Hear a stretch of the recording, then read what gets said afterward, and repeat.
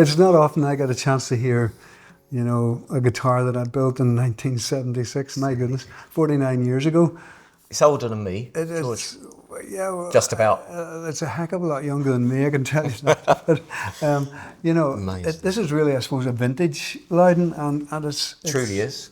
Yeah, yeah. You know, 49 years. I started building professionally 51 years ago now. Yeah. And so this is the very early. It's number 32. It is, yeah. 1976. 76. So for me to get a guitar back like that, you know, it needed a bit of a service and a setup, which you've done. Yes. And yes. It's just so interesting for me to look back at my work back then. Yeah. When I was, even though I was making guitars as a profession, I had no training. And that shows, you know, it's naive in some ways, this guitar. I think, to be fair, there wasn't the wealth of information back then, was there, George? Well, there was no internet. No. There were almost no books available. No. And I had no training in woodwork or guitar making, so I suppose it's natural that it would be slightly naive. But what's gratifying to me is to, even though I can see some of the little workmanship things and so on. Yes. It's gratifying to me to see that this guitar is still working perfectly. It is. And even though it was more lightly built than we do today. Well, we can certainly feel that. You can feel that, you know. But even though that's the case, it's still playing beautifully and sounds so warm and rich as you kind of would expect from an older guitar, you know. Yes. So this one is walnut on the back and sides. Yeah. And cedar on the top. And it has this old design of bridge, which at some point I've modified. I can't remember exactly when that happened.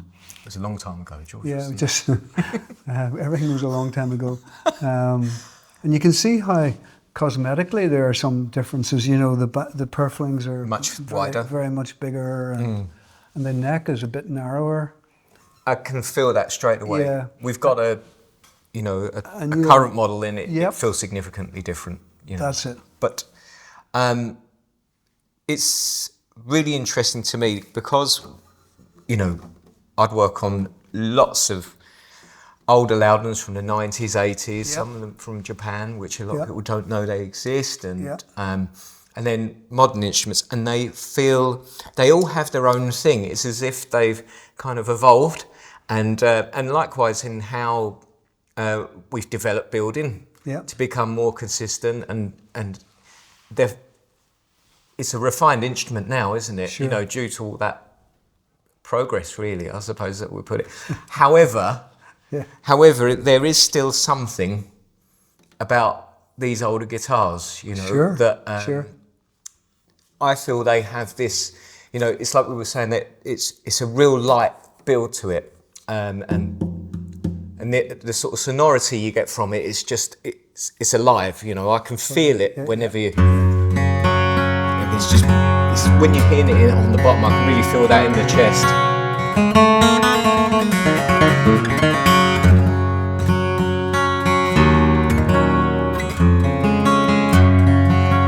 It's just big. Yeah, it's big and it's warm. It maybe doesn't have quite the projection of the more modern instruments. Yeah. But as you would expect from an old guitar, if it was built properly to start with, you know, it has that sort of three-dimensional type of tone that has depth as well. So the question here is that we build and brace guitars significantly different to, let's just say, American guitars. I think. And that's not to knock it. It's just we do things in a different way. This I've put the mirror in, and this had, you developed the dolphin bracing at this stage. And it does give it its unique sound compared to whenever I've played older American style guitars. but the thing I noticed that this hasn't got the A-frame brace, which was brought in 76, but this is a 76, so it must just been before. Yeah, I brought in the A-frame bracing, as it is now called, back then, because I had noticed that. Actually, I'll just pick up the guitar here, because I had noticed that most of the guitars, you know, with the passage of time and the string tension, had, you know, the neck would go up slightly. Yeah. This area in front of the bridge would go down slightly, and the sound hole would be slightly depressed. Now it's all slight. Yes. But I had the idea that if I could somehow create a direct link in strutting from the neck joint itself, yeah, right through to the bracing, stabilizing the whole sound hole area, that would be a good thing to do. And once I did it, obviously later on this year, I've never looked back. I've never stopped using it. Yeah. Is there that stiffness? Would you feel that makes a difference tonally?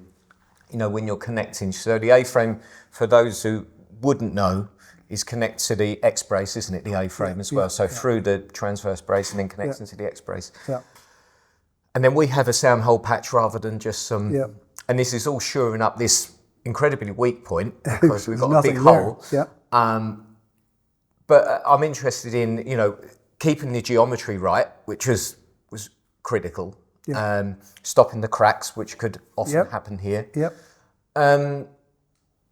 That thing where, you know, like does it make the guitar in some way sound connected? You know, like in a way that it would have, would it increase sustain at all? Well, I think it definitely increases the sustain.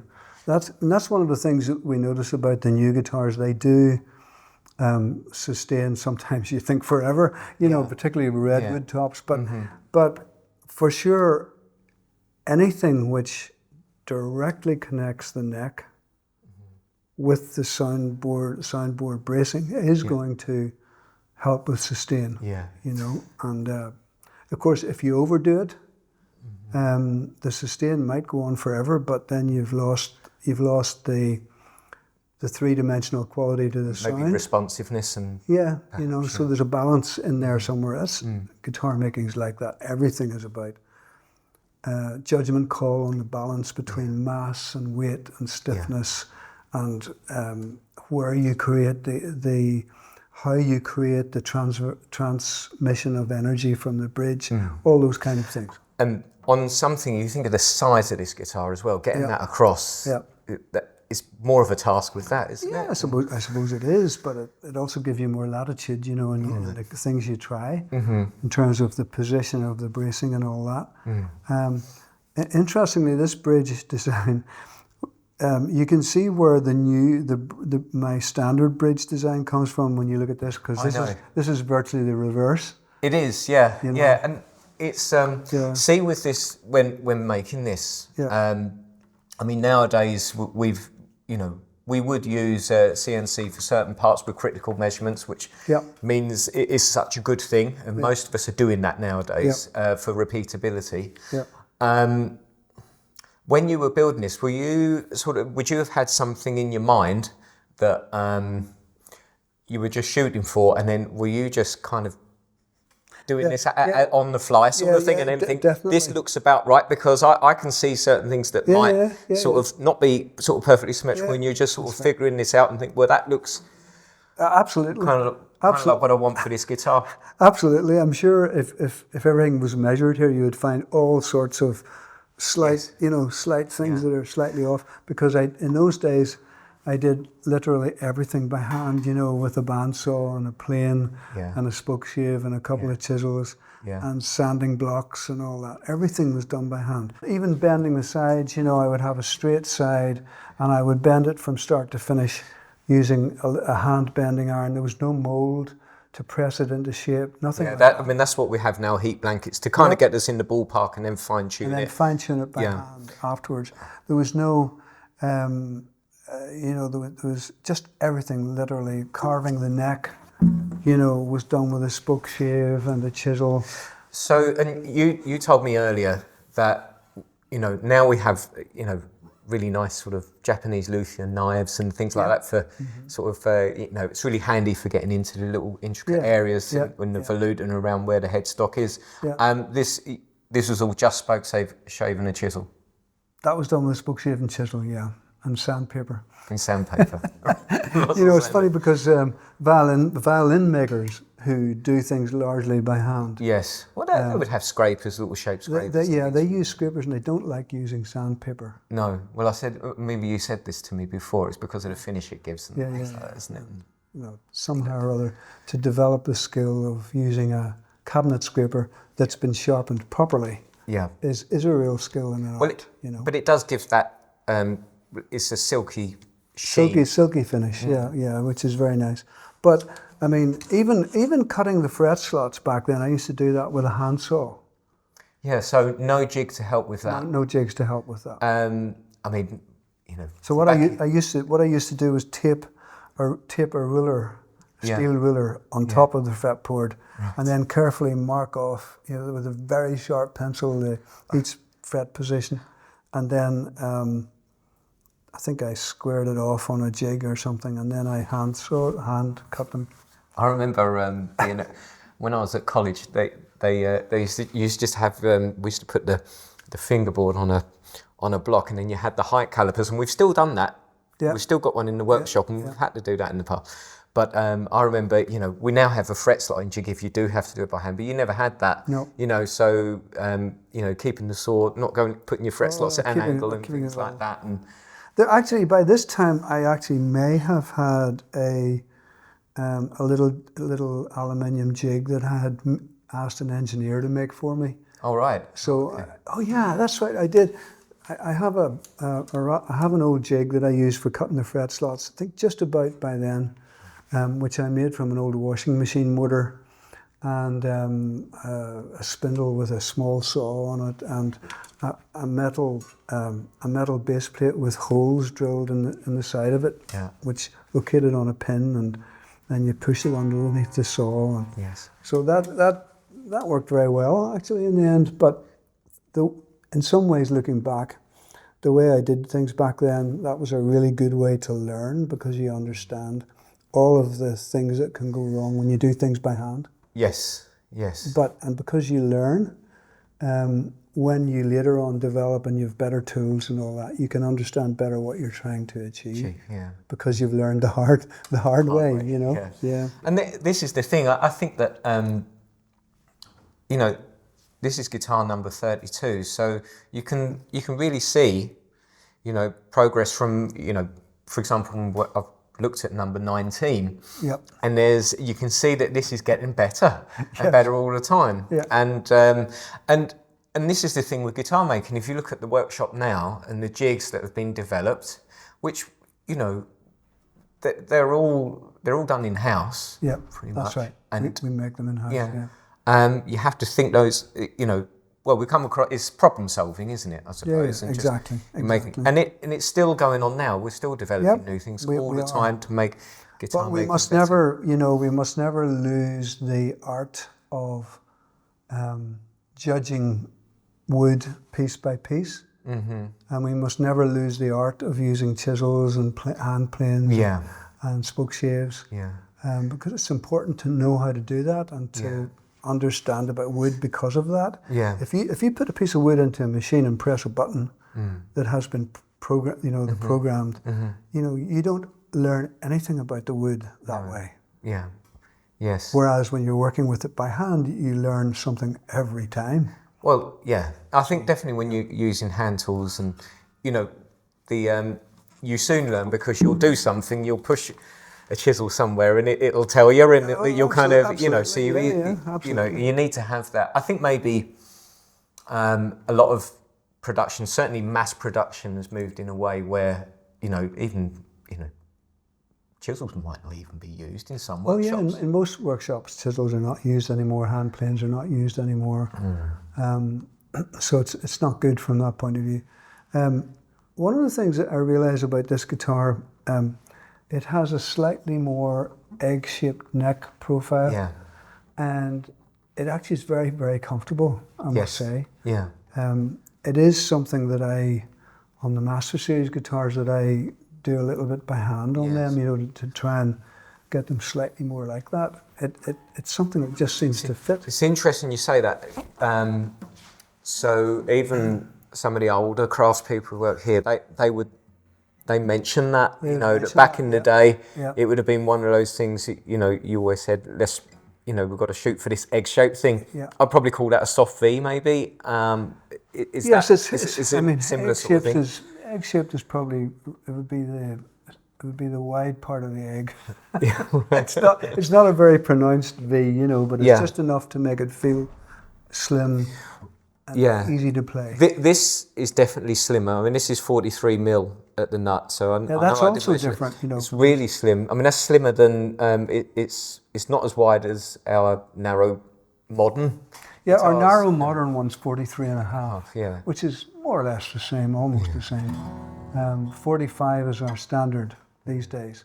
Yeah. But 43.5 is very comfortable for a lot of people as well. Yes. It is available on all of the guitars. Yeah. I mean, I suppose that's the thing, and a lot of people don't know this, you know. No, they don't. That we offer it. And, you know, because it's that, I mean, I've sold guitars for many years since I left school, and you know, that's one thing you learn, is that everybody's got different hands. I mean, I have tiny hands, and some people have got big sausage fingers and things like that, and they can't cram them all in. And that's what. And that's 40, and that's what, you know, and that's fine. I was once asked to make a steel string by a guy called Mick Hanley, a very good singer-songwriter, guitar player, back in the day, and he asked me to make one with a 48mm wide neck with a steel string. It's more like a 12 string then, isn't it? Yeah.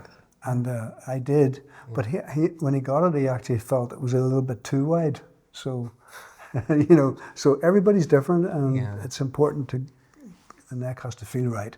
On the electric guitars, it's 42.5 at the nut. Yeah. So, yeah. But it is comfortable. It's different to what I'm used to, because I'm used to I have an O at home, and it's different. Play something on that, and then we'll just.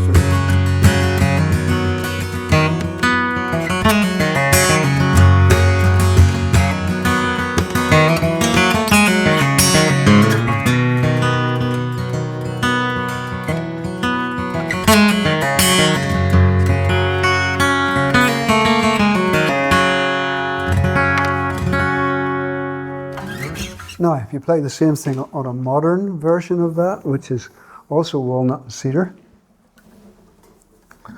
Oh, you can feel that width there now.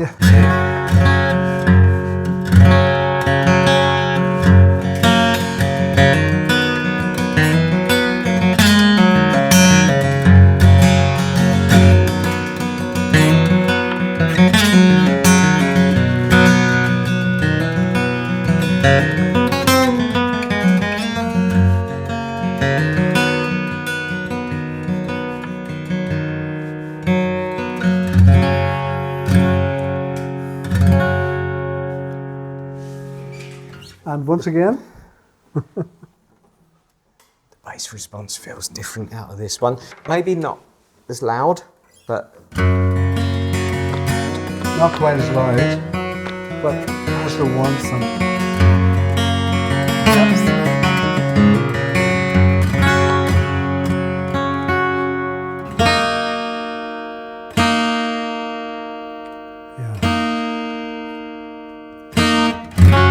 Maybe I should do a reissue. A reissue. Could you imagine? Yeah, why not? Yeah, it could be fun. I think. Could you imagine? Could you imagine trying to reproduce this guitar? Well, I would make a few little adjustments, but it really. I mean, I'm quite proud of it now that I hear it. You know, it's after all these years. It is interesting. One thing I like is whenever I've noticed this is whenever I pick up one of your older guitars and I strum it, you still I get a sense that you really enjoy the sound. You smile when you hear it. It's almost like a sort of a bug, a sort of thing that you get hooked into. You know, and you still enjoy it now. 100%. Yeah. You know? 100%.